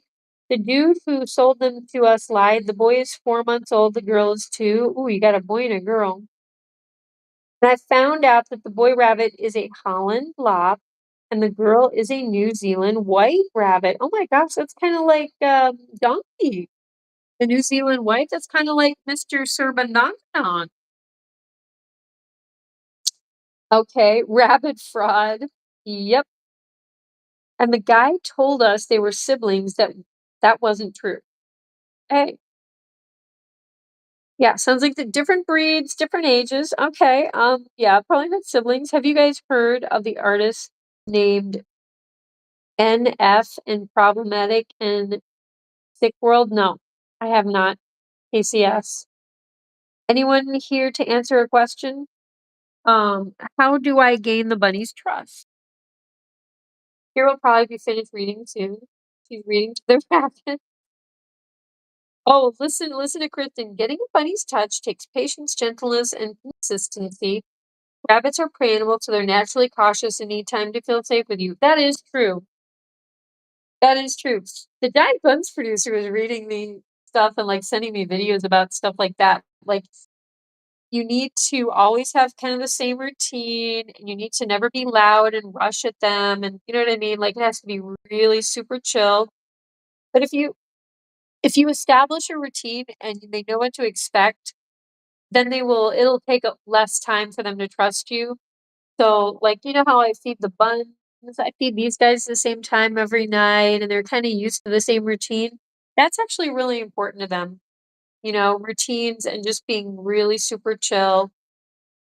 Um, yeah, there is a giant Bunz. You don't use Discord. Okay.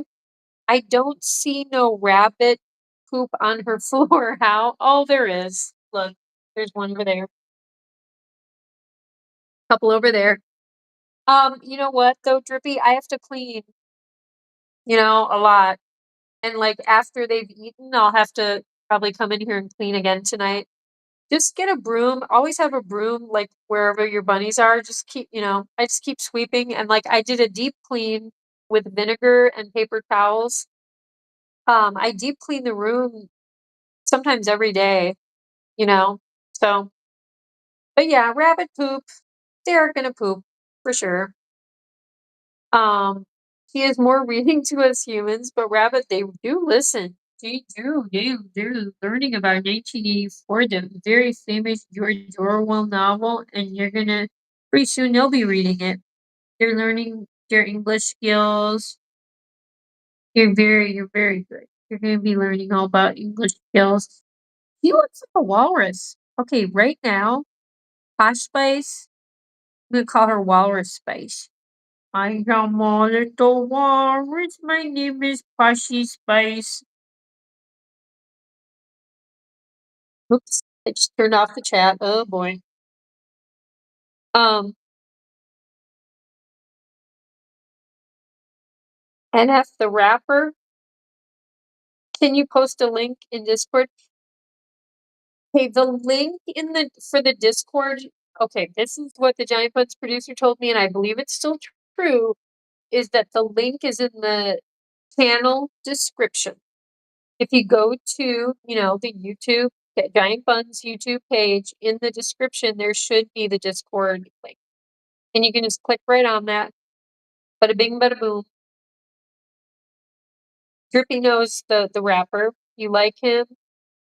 Same. His music is good. I didn't listen to him. Only will listen if he comes on. But I won't go looking for his stuff. Uh-huh. I know what you're talking about. I got music like that too, Drippy. What app do you use to listen to music on, Wes?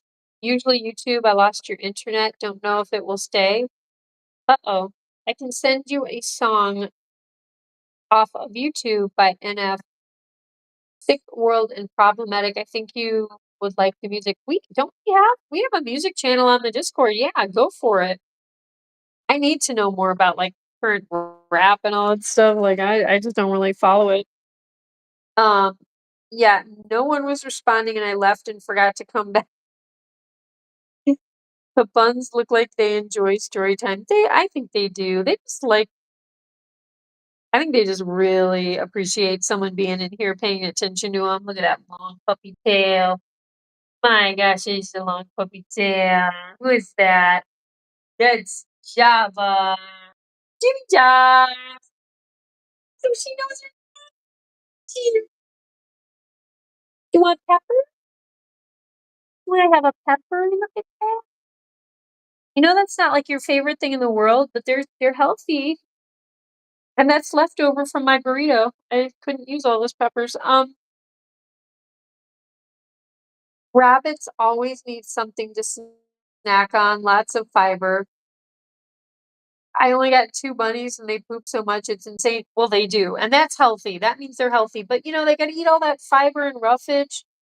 Just keep a little broom and dustpan, and just dump them in their litter box, every time that they build up a little bit.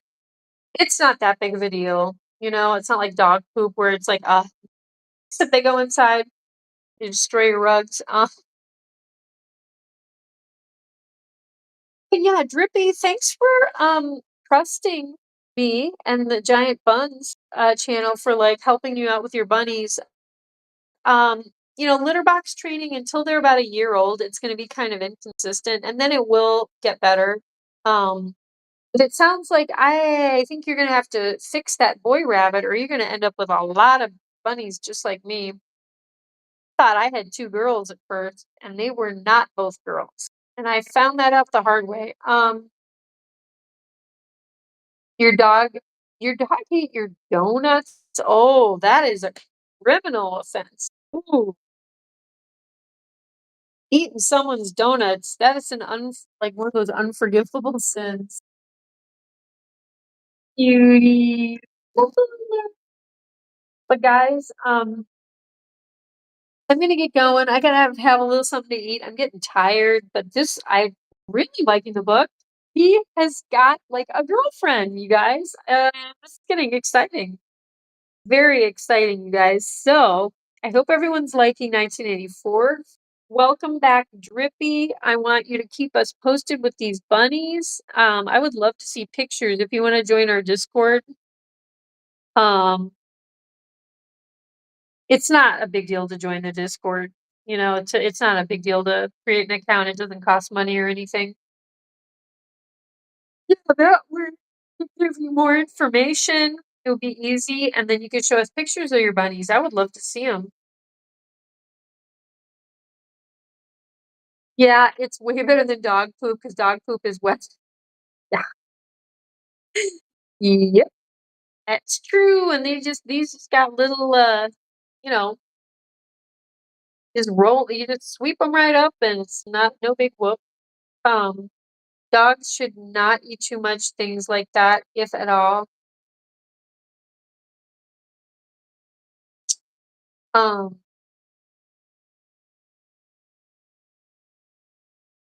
you'll subscribe. Oh, thanks, Trippy. Well, then I think you're going to be number 328 or something, isn't that? Or like we were 327. But yeah, welcome, Drippy. Yeah, another rabbit person. It's perfect. Drippy, drippy, bo bippy, bippy, fee, fi, fo, fippy, drippy, and it's two bunnies. So, and you gotta tell us your bunnies' names too. Yeah, you already got a song, and then we'll incorporate your bunnies' names for that song. So, oh my gosh, you guys, get these two. We got Mama Delph, and then she's snuggling with her tiniest baby, Teeny. What? You guys are just too adorable. Delph, are you comfy? Are you comfy cozy with Teeny? Wow, Teeny is mellowing out. She's being a snuggle bunny. Normally you antagonize all the other rabbits. What a sweet girl, Teeny. Thank you for being nice to your mama. She had a lot of work when she had two litters of you guys back to back. Sure did. Sure. Okay, I'm gonna say good night to everyone. Um,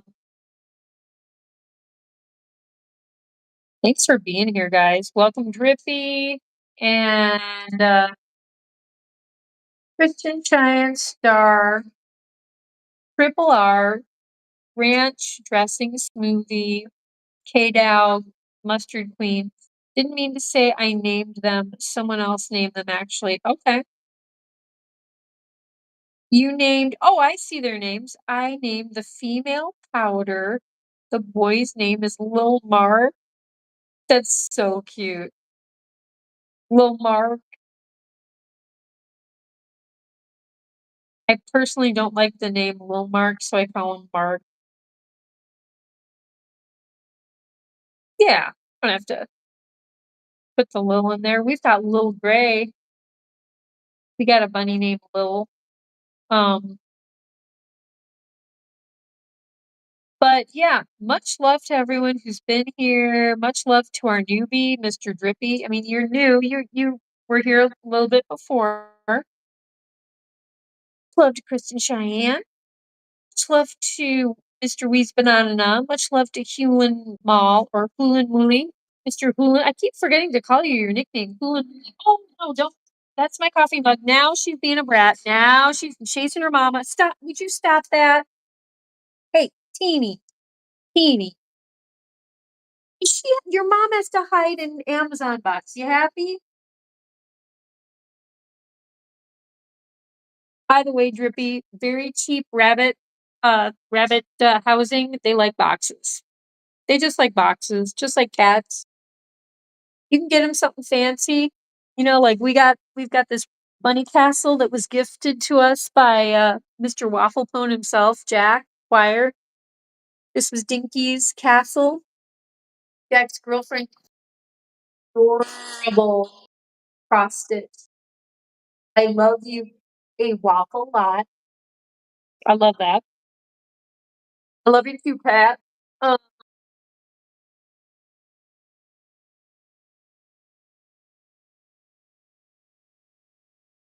but yeah, guys. Oh wait, I missed some of the chat. So this is music. Okay. Um, but guys, yeah, much love to. See, I got Hoolan Mooly. Um, AJ Punk. Much love to AJ Punk. I know he really is a big fan of when I'm reading 1984. And who else? Prestorian. Much love to Prestorian, the Giant Buns historian, official. I hope I got everyone. Um,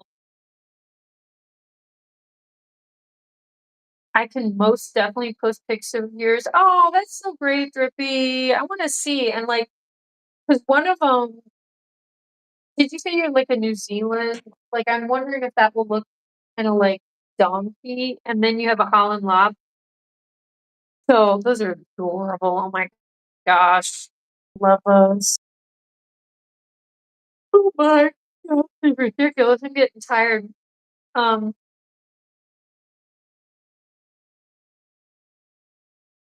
you had powder donuts, but not now. Lol, I mean, that's terrible, it's so funny. You ate your chips too? Oh my gosh, you gotta protect your food, girl. But guys, I'll pop up a song. Here, we'll let Teeny be featured. Teeny, why are you all wet? Did you jump in the water just again? Teeny.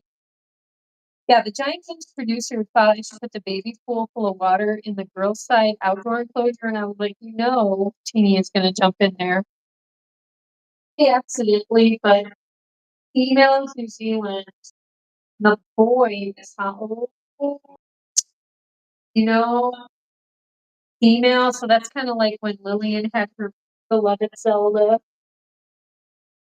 All right, guys, can't follow the song. I'll be right back. So, Posh, you go after a little bit, Posh. Okay, who's out last? Whose turn? I think it's actually the boys' turn to go out. I gotta think about this. Guys, you guys have to let me know. Have to look how think you're out.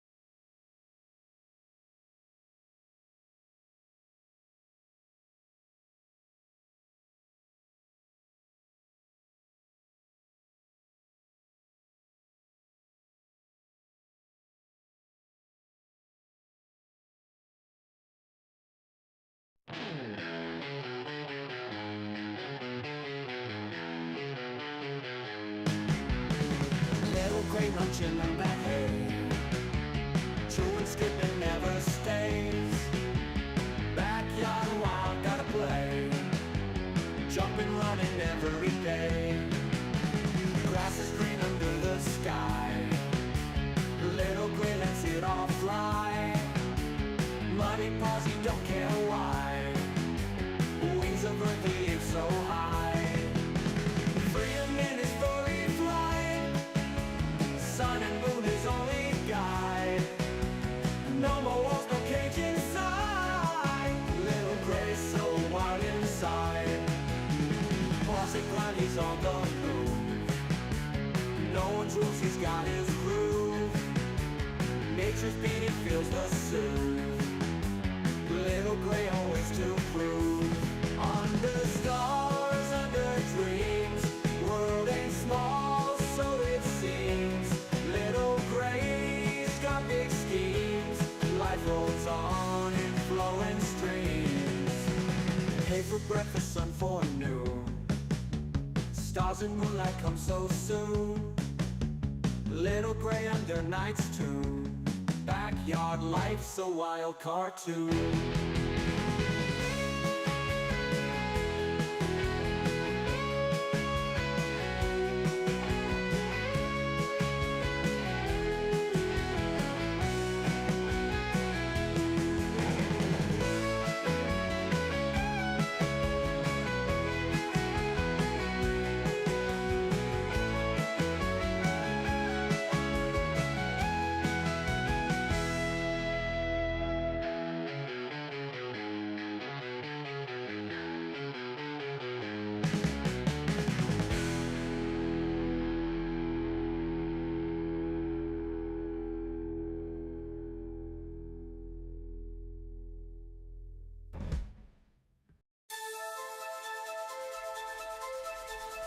Teeny scrappy rabbit on a naughty spree, bananas from Capits in Korea, quick to flee.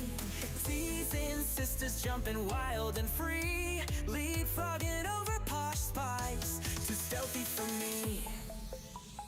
Cookie bags crumble, Teeny hears a call, ears twitch, nose sniff, eats it all.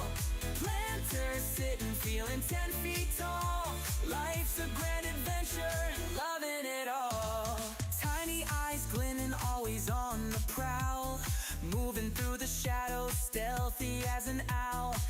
Captain Stash pilfered, making her scowl. Teeny's got agility, swift as a howl. Cookie bags crumble, Teeny hears the call. Ears twitch, nose sniff, eats it all. Planter sitting, feeling 10 feet tall. Life's a grand adventure, loving it all.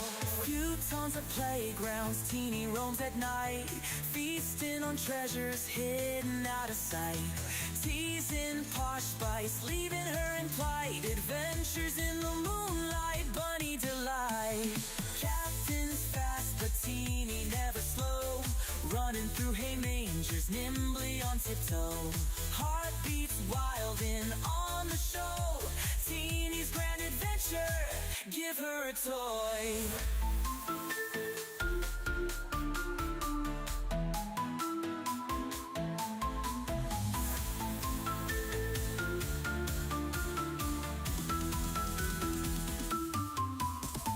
Cookie bags crumble, Teeny hears the call. Ears twitch, nose sniff, eats it all.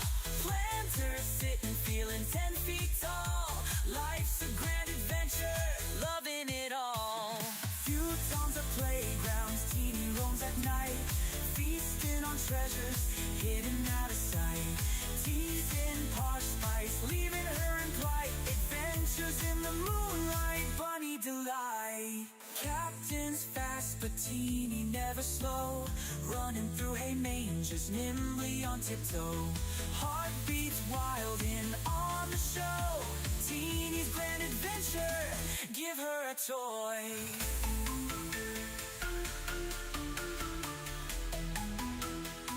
Give her a toy.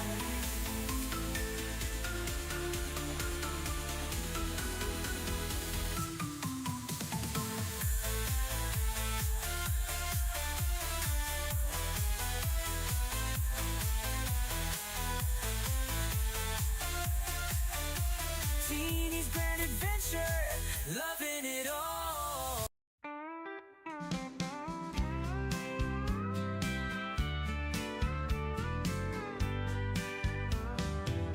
Dusty the rabbit, all covered in hay, building her nest like it's time to play. Big floppy